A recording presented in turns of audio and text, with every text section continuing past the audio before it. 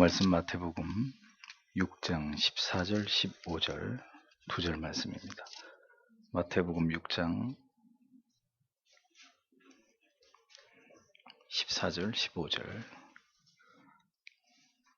함께 읽겠습니다. 너희가 사람의 과실을 용서하면 너희 천부께서도 너희 과실을 용서하시려니와 너희가 사람의 과실을 용서하지 아니하면 너희 아버지께서도 너희 과실을 용서하지 아니하시리라. 아멘. 하이델베르 교회 문답 강의 126문입니다. 126문. 다섯째 간구는 무엇입니까? 우리가 우리에게 죄 지은 자를 사하여 준 것 같이 우리 죄를 사하여 주옵소서로 이러한 간구입니다. 주의 은혜의 증거가 우리 안에 있어서 우리가 이웃을 용서하기로 굳게 결심하는 것처럼 그리스도의 보혈을 보시사 우리의 모든 죄과와 아직도 우리 안에 있는 부패를 불쌍한 죄인인 우리에게 돌리지 마옵소서. 예. 네 번째 간구부터 여섯 번째 간구는 하나의 문장으로 이어져 있습니다. 오늘날 우리에게 일용할 양식을 주옵시고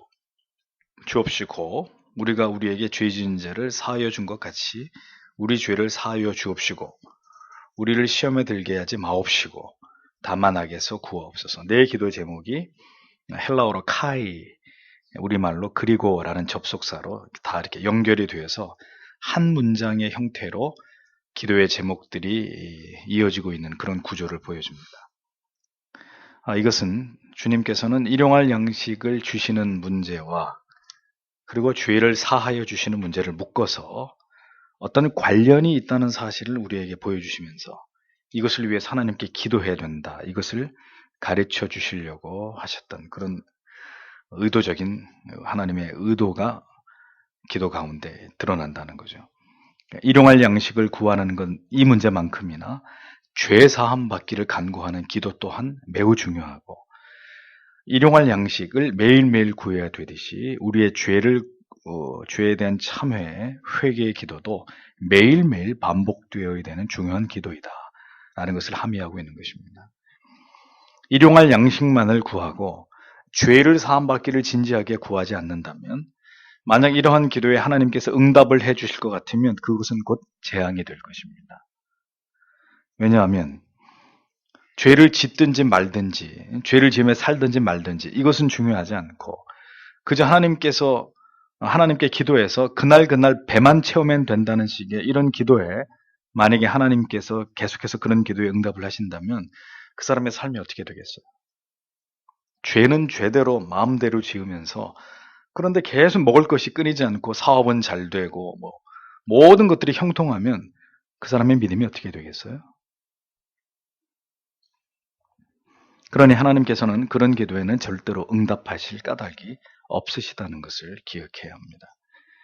주기도문의 모든 기도 제목은 따로따로 간구하는 것이 아니라 다 함께 이렇게 구함으로 맞물려져야 되는 그런 기도의 제목들입니다. 그러므로 또 한 가지 두 기도가 묶여있는 구조를 통해서 생각해 봐야 될 또 한 가지 문제는 우리가 매일의 양식을 우리의 필요를 구해야 되듯이 죄에 대한 용서를 구하는 회개의 기도도 계속해서 반복되어야 된다는 거. 그래서 이 중요한 어떤 이러한 기도의 제목이 우리가 살아가면서 늘 중요하게 여기고 집중해서 그리고 연속적으로 계속 되어야 되는 성도의 삶에 있어서 매우 중요한 기도의 제목과 과제라는 것을 주기도문 우리에게 보여주고 있는 것입니다. 구약의 이스라엘 백성들은 아침과 저녁으로 죄를 속하는 번제를 하나님께 드려야 됐습니다. 그러나 지금은 더 이상 제사를 그렇게 드려서 매일매일의 우리의 죄를 사할 이유가 전혀 없잖아요. 왜요? 영원히 단번에 예수께서 십자가 위에서 자신을 내어주심으로 우리의 죄를 다 사해 주셨기 때문입니다. 그렇다면 우리는 조석으로 제사를 드려야 될 의무는 우리에게는 이제 존재하지 않지만 뭘 해야 될까요? 아침과 저녁으로 우리의 마음을 쏟아야 할 어떤 중요한 과제가 우리에게 남겨져 있어요. 그게 뭐예요? 우리의 죄를 토해 놓는 것입니다. 정직하게 우리의 삶을 돌아보면서 주님 앞으로 나아가서 우리의 죄를 주께 고하는 것입니다. 매일의 우리의 삶에서 계속해서 그렇게 자기를 철저하게 돌아보는 이 참회를 통해서 우리의 죄를 정직하게 고하고 그 죄의 문제 앞에 정직하게 대면해야 되는 것은 지금은 구약시대라 조속으로 제사를 드리는 의무는 없지만 그 정신을 이 시대에 계승한 경건한 성도의 삶의 모습이다라는 것을 우리가 바르게 이해할 필요가 있는 겁니다. 일용할 양식을 위한 기도를 올바로 드리게 될 때 우리는 그 기도 속에서 우리의 죄가 떠오르게 되는 이런 결과를 얻게 될 겁니다. 우리가 또 하나님 앞에서 욕심을 내고 있고 탐욕을 부리고 있다는 것을 우리는 또 일용할 양식을 구하다가 말고 이게 우리의 마음속에서 또 생각이 나게 될 것입니다. 내가 지금 하나님 앞에 감사할 줄도 모르고 내가 끊임없이 지금 다른 사람의 삶과 나를 비교하면서 도무지 만족할 줄 모르는 이런 죄를 내가 지금 품고 살아가고 있구나. 일용할 양식을 구하는 기도를 하다가 말고 이런 자기 안에 죄들이 생각이 나면서 욕심, 탐욕, 이런 불만족 이런 것들이 떠오르면서 자연히 죄를 회개하게 되는 기도로 이렇게 이어지게 된다는 겁니다. 생활의 부담과 무게 때문에 하나님 앞에서 내 신앙을 바로 세우는 삶을 살아가지 못하는 것에 대해서 통감하게 되는 이렇게 기도가 자연스럽게 일용할 양식을 위한 기도로 시작했는데 이어지는 기도 속에서는 자연스럽게 이 죄가 하나님 앞에 이렇게 토해지는 이런 죄로 이어지게 되더라는 거죠. 주님을 온전히 의지하지 못하고 염려하고 근심하고 내 힘으로 내 삶을 지탱해 보려고 하는 알량한 그런 미련스러운 내 자신이 보이는 것입니다. 그러니 마땅히 이러한 어떤 현실의 삶 속에 묶여있는 나를 나의 죄를 용서해 달라고 하는 기도가 우리로 하여금 가난한 마음의 정서로 이끌어서 기도의 자리로 나아가게 하는 것은 그건 당연한 일이 될 수밖에 없는 것이죠. 그래서 이런 기도들이 이렇게 연결되어져 있고 이 기도가 한 기도 속에서 이렇게 합쳐져 있는 이런 형태를 보여주는 것입니다. 여기서 중요한 문제는 우리의 죄를 매일매일 그렇게 사함을 받고자 하나님께 간구할 때 전제가 되어야 될 것이 있는데 그것은 바로 우리에게 범한 다른 사람의 죄의 문제를 용서하면서 하나님께로 나아가야 된다는 바로 이 단서입니다. 다른 사람에게 죄를 범할 수도 있고 다른 사람이 내게 죄를 범해서 피해를 입히는 일도 일어날 수 있습니다. 우리는 우리 자신의 이 죄 용서의 문제를 향해서 나아가기 전에 먼저 우리에게 일어난 죄의 문제부터 해결을 지어야 된다라는 사실을 우리가 기억해야 합니다. 언제나 죄의 문제에 접근할 때는 나의 죄 문제만을 다루어서는 안 돼요. 오늘 주기도문에 오늘날 우리에게 죄 지은 자를 나에게 죄 지은 자가 아니고 우리에게 죄 지은 자를 사유 준 것처럼 이렇게 돼 있잖아요. 반드시 우리의 죄의 문제에 대해서 하나님께 가지고 나아가야 된다. 이것을 말씀하는 것입니다. 내가 타인에게 지은 죄이든지 타인이 내게 지은 죄이든지 이 문제를 반드시 하나님 앞에서 해결 지은 이후에 하나님께 우리의 죄를 사해달라고 기도해라 라고 주님이 가르치시는 거예요. 마태복음 5장 23절 24절에는 그러므로 예물을 제단에 드리다가 거기서 내 형제에게 원망 들을 만한 일이 생각나거든 어떻게 하라고요? 예물을 제단 앞에 두고 먼저 가서 형제와 화목하고 그 후에 와서 예물을 드리라. 이렇게 분명히 주님이 말씀하셨습니다. 반드시 하나님께 우리의 죄의 문제를 해결하기 전에 우리 안에 얽힌 이 더 본질적인 고질적인 죄의 문제를 해결하고 난 다음에 하나님께로 나아가서 우리의 죄를 나의 죄를 고해야 된다. 성경은 이것을 분명하게 명시하고 있는 거죠. 하나님과의 관계 속에서 회개하는 것만이 중요한 것이 아니라 사람들과의 수평적인 관계 속에서도 먼저 용서와 화해와 이런 것들이 이루어지고 난 이후에 맺힌 것들을 풀고 이후에 하나님께로 나아가서 우리의 죄의 문제를 해결받는 것이 순리이다. 순서다. 주님의 교훈은 그것입니다. 우리는 말씀과 교리를 통해서 하나님을 향한 지엄한 도리에 대해서는 최선을 다하려고 하지만 하나님과의 관계에 있어서는 그렇게 하려고 애를 쓰는 것 같으나 문제는 사람의 잘못, 누가 내게 서운하게 한 거, 나에게 상처를 준 것에 대해서는 그것을 두고두고 마음에 품고 이것을 용서하지 않으려고 하는 이중성을 우리가 가지고 있다는 겁니다. 하나님에 대해서는 그렇게 함부로 할 수 없지만 사람에 대해서는 하나님께는 즉시 나의 죄를 고하면서 사람에게는 사죄하고 사과해야 하는 의무에 충실하지 않고 있는 이 사죄의 의무를 유기하고 있는 자들이 내가 아닌가 생각해야 된다는 것입니다.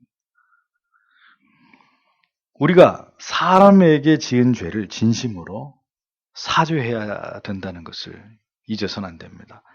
우리에게 죄를 지은 우리가 용서해야 할 사람을 반드시 내가 용서해야 된다. 내가 가서 사죄하는 것도 해야 되지만 나에게 잘못을 저지른 그 사람도 우리가 반드시 용서하려고 해야 된다. 우리의 죄 용서의 전제로 하나님께서 이 부분을 분명하게 말씀하신 것은 매일의 기도 속에서, 매일의 사죄 속에서, 매일의 하나님과 그리고 사람의 관계의 회복과 아름다운 교제를 복원해 나아가게 하기 위해서 하나님이 이 기도를 이렇게 맞물려 놓으신 거란 말이에요.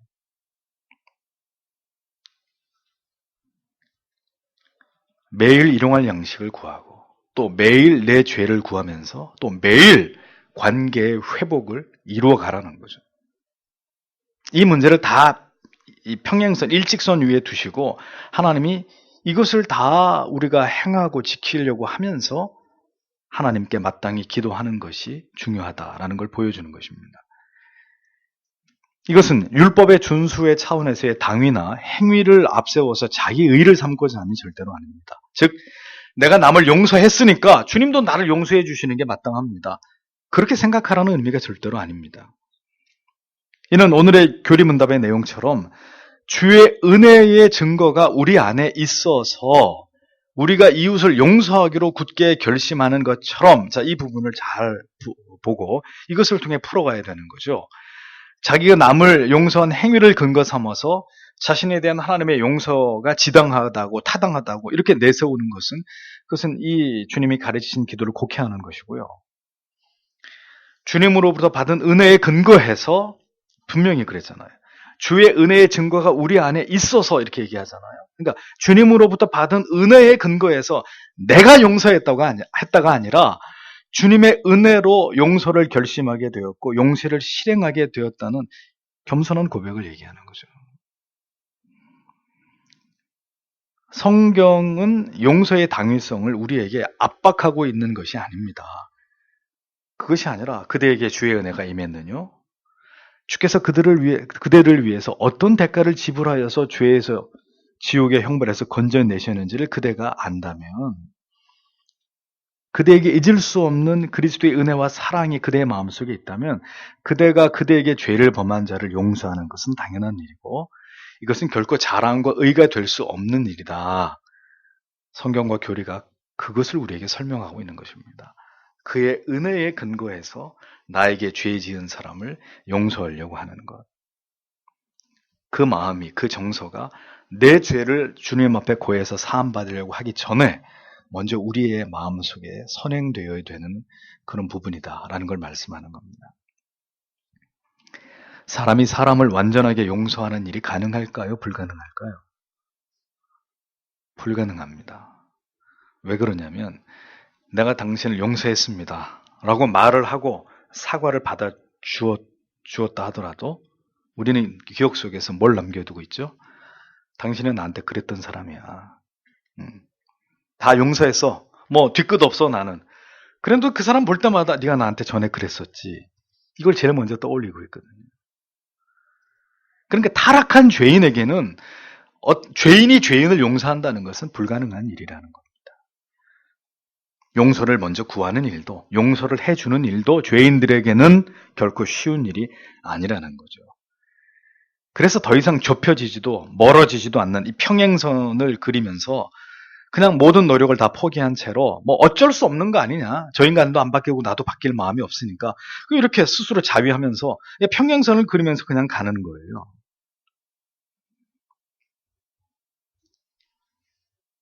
그것은 용서한 것이 아니라는 겁니다. 하지만 하나님의 은혜가 임하게 될 때 그리스도를 통해서 우리의 모든 죄가 단번에 완전히 용서함 받은 그 은혜에 대한 감격과 감사가 내 영혼을 수직으로 관통하고 지나가게 될 때 우리가 누군가를 용서하기 위해서 마음을 먹는 것조차도 이제 사치라는 걸 깨닫게 되는 거예요. 나 같은 죄인도 용서함 받았는데 내가 누구를 이렇게 올려놓고 내가 이걸 용서해 말어. 이런 마음을 먹고 있는 것 자체도 이게 굉장히 주제넘은 짓이고 사치한 생각이라는 걸 누가 나한테 막 가르쳐줘서 아는 게 아니라 주님의 은혜가 임하니까 그렇게 생각하게 된 거예요. 그런 마음을 먹게 된 거죠. 그래서 수년, 수십 년 동안 묵은 그 마음의 미움의 돌을 주님의 은혜가 임하니까 어떻게 돼요? 그냥 옮겨 놓을 수 있는 거예요. 그 결단을 할 수 있는 거예요. 주님의 은혜로. 나는 죽었다 깨어나도 할 수 없는데 주님의 은혜가 임할 때 우리에게서 그런 일들이 일어난다라는 겁니다. 결코 내가 그를 용서했으니 내 죄도 용서해 주십시오. 그 어떤 인간도 그렇게 자기의 행위에 근거해서 용서를, 은혜를 구할 수 없다는 것을 잊어서는 안 됩니다. 다만 우리가 구할 수 있는 것은 우리의 이 좁은, 이 깨어지지 않은 죄성을 깨트려 주시고 녹여 주셔서 부디 주의 은혜로 용서하고 사랑하고 다시 그의 손을 잡아줄 수 있도록 마음속에 피 묻은 칼을 던져버리고 다시 주님의 은혜 속에 화목될 수 있게 해달라는 이 간절한 기도는, 간구는 하나님께 드릴 수 있어야 되고 드려야 한다는 것입니다.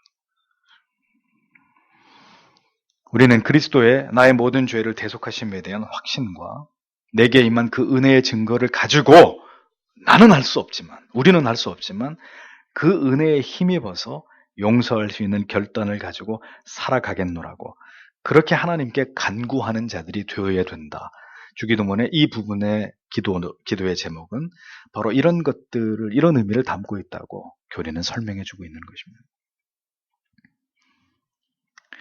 우리가 주의 은혜로 그 보혈의 공로로 죄사함을 받았지만 우리는 여전히 죄 아래 날마다 넘어지고 쓰러지는 비참함 아래에 있다는 사실을 알고 있습니다.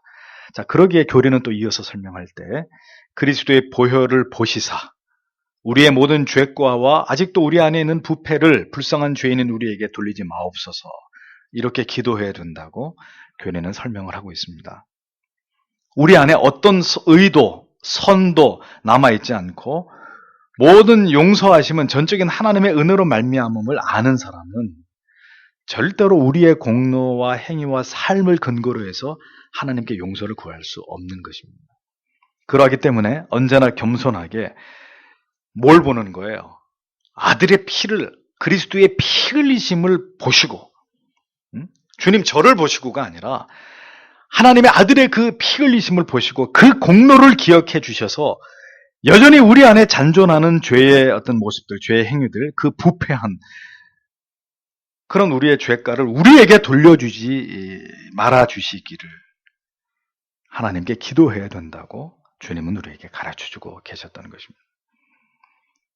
언제나 십자가 앞에서 우리는 가련한 죄인일 수밖에 없음을 깨닫고 그래서 절망하고 포기하는 게 아니라 그 분명한 죄의 의식을 가지고 그리스도의 보혈 앞으로, 십자가 앞으로 끊임없이 나아가서 하나님의 사유하시는 은혜 속에서 또다시 용서하심을 얻고 날마다 새로움을 얻는 그런 마음으로 하나님과 교제 가운데 살아가기를 간구해야 된다.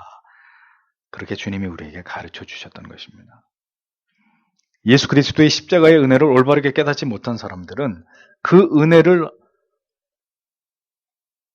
헛되게 해서 자율과 방종 속에서 살아가든지 아니면 자기 안에 있는 전적으로 부패하고 타락한 본성을 보고 그것 때문에 날마다 스스로 좌절하고 절망하고 낙심하면서 뒤로 물러가든지 이 둘 다 똑같은 우를 범하게 되는 거예요. 착하게 죄짓지 않고 살려고 했는데 역시 나는 안 되는가 보다 하면서 그냥 주저앉아 버리는 그런 일들이 다반사인 흔들리고 요동하는 신앙이 되고 마는 것입니다. 그러한 사람은 하나님의 은혜를 올바르게 깨닫지 못한 사람이라는 거예요. 만약에 그런 사람이라면 어느 날 자기가 아주 컨디션이 좋아가지고 성경을 긴 시간 동안 읽었습니다. 묵상했습니다. 또 그날은 그날따라 기도를 한 몇 시간 했단 말이에요. 그럼 그 사람이 어떨까요? 대단히 자기 자신에 대해서 우쭐할 거예요. 오늘은 내가 성경을 이렇게 많이 읽었고 세상에 기도를 내가 오늘 2시간씩이나 했어. 굉장히 자기 자신에 대해서 뿌듯할 거란 말이죠. 그러나 또 만약에 정반대에 오늘은 컨디션이 안 좋아가지고 반대의 상황이 되면 어떻게 될까요? 나는 하나님이 버렸어. 나는 신자가 아니야. 나 같은 건 인간도 아니야. 이러면서 막 또 내려가는 거예요. 왜 이런 일들이 벌어질까요? 예수 그리스도의 십자가의 은혜에 대한 무지 때문입니다.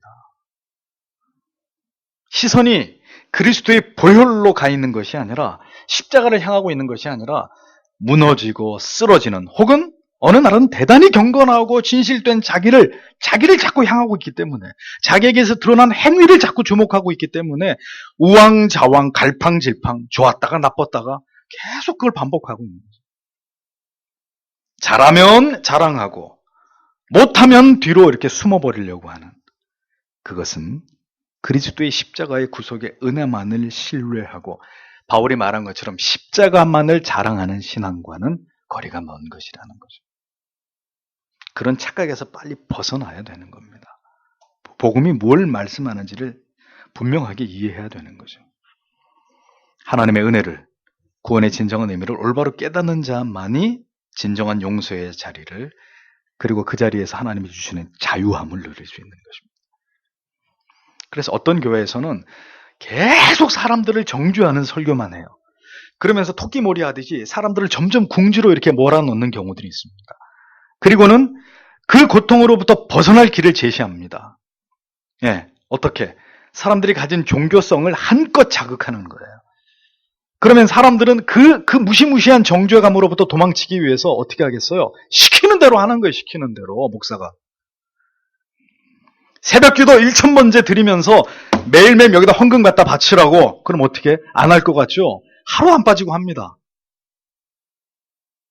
그렇게 해서라도 그 정죄로부터 벗어나려고 몸부림을 친단 말이에요, 사람들이.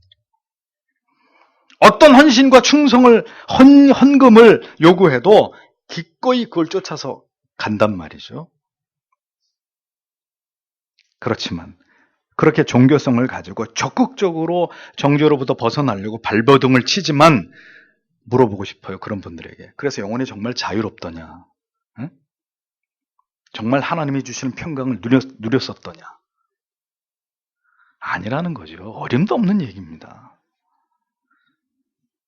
반대의 경우도 있습니다. 이번에는 정죄감이 아니라 아예 죄의식 자체를 거부하고 무시하면서 자기는 구원을 받은 하나님의 자녀이기 때문에 절대로 죄의 문제에 대해서는 더 이상 거론할 이유가 없다고 믿고 이것을 다 부정해버리는 것입니다. 그냥 즐겁게 복을 누리면서 그저 주님이 주시는 행복을 누리면서 잘 살면 그만이다. 근데 이제 영 반대로 가는 경우죠. 그럼 어두운 죄에 관한 이야기 자꾸 하지 말라고. 그냥 위로나 해주고 기쁘고 즐겁게 긍정의 마인드를 가지고 그렇게 열심히 믿기만 하면 되는 거 아니냐고 이렇게 생각하는 부류들이 또 있는 것입니다. 이러한 두 가지 극단의 믿음은 모두 성경에서 떠난 믿음이라는 것을 잊지 말아야 한다라는 거죠. 주님께서는 일용할 양식을 구할 때 결코 이런 것에 눌리거나 걱정하지 말고 하나님께서 우리를 먹이심을 믿고 분명히 주님 앞에 구하라고 하셨습니다. 마찬가지로 매일 우리의 죄의 문제에 관해서도 결코 그 죄책에 눌리지도 말고 또 이런 죄를 사하는 이런 기도는 불필요한 것이라고 무시하지도 말고 중요한 것은 언제든지 십자가 앞으로 나와서 죄 용서함을 구하면서 주님과 더 영적인 친근한 관계를 유지하라고 말씀하는 것입니다. 그러므로 우리는 매일 아침과 밤으로 하나님의 도우심을 구하면서 또 하루 동안 지은 죄에 대해서 정직하게 고백함으로 그것이 습관적인 죄였는지 우발적인 죄였는지 의도적인 것이었든지 아니면 내 연약함이든지 자기 자신을 정직하게 살피면서 하나님께 용서를 구하는 그런 기도의 삶이 이어지게 해야 된다고 주님은 가르치고 계셨던 거예요. 이러한 기도는 우리가 결코 죄의 종이 아님을 증명하는 것이고 언제나 주의 은혜가 아니면 살아갈 수 없는 존재라는 것을 시인하는 것입니다.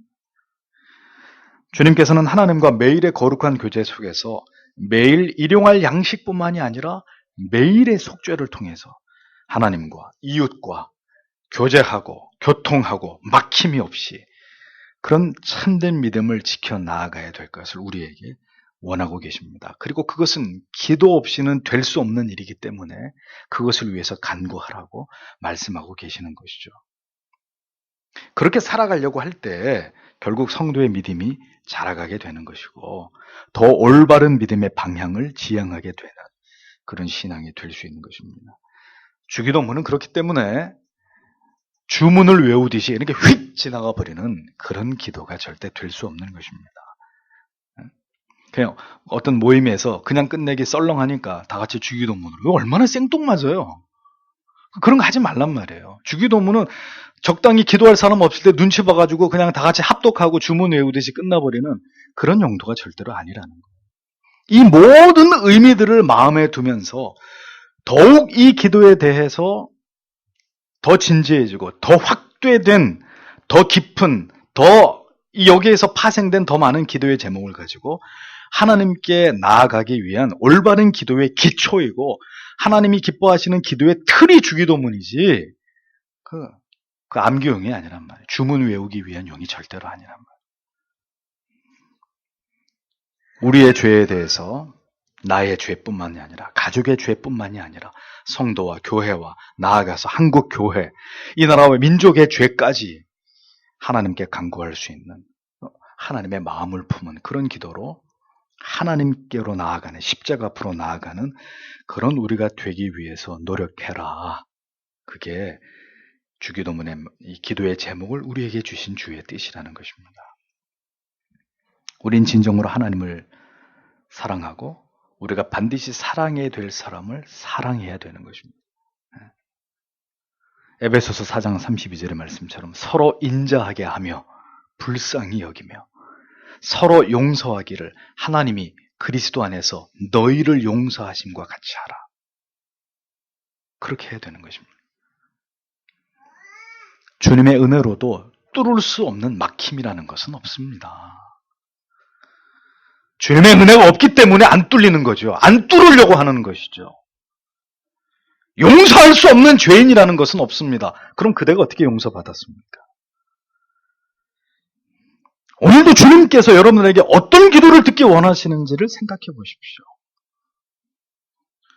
용서를 구할 힘을 달라고 기도하고 용서할 수 있는 마음을 달라고 여러분 정말 피를 토하듯이 기도해 보셨습니까? 너는 너대로 살아. 난 나대로 살 테니까. 안 보면 그만이지 뭐. 너까지 거. 너 말고도 볼 사람 많거든. 신자는 그런 마음을 가져서는 안 되는 사람들입니다. 그것은 복음의 정신에 역행하는 삶이죠. 우린 할 수 없습니다. 그러나 하게 하실 리가 구해라. 구해라. 그럼 내가 그렇게 관계를 회복하고 그 막힌 담을 허물터이니 내게 구해서 그것을 통해서 내게 영광을 돌려라. 하나님은 우리에게 요구하고 계시는 것입니다.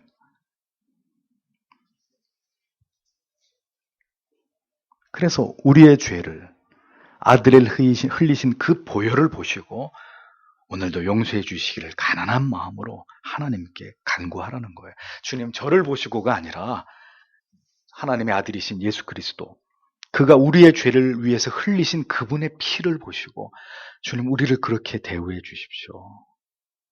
우리가 그런 마음으로 그렇게 용서하고 또 하나님 앞에 우리의 죄를 고백할 수 있도록 주님 우리를 불쌍히 여겨주십시오. 그 기도인 거죠. 언제나 풍성하신 하나님의 사유하심의 은혜가 그 십자가 아래 머물기를 사랑하는 자들에게 절대로 고갈되지 않고 넉넉히 부어질 것입니다. 그래서 여러분들은 십자가의 그 은혜를 믿어야 되는 거예요. 네?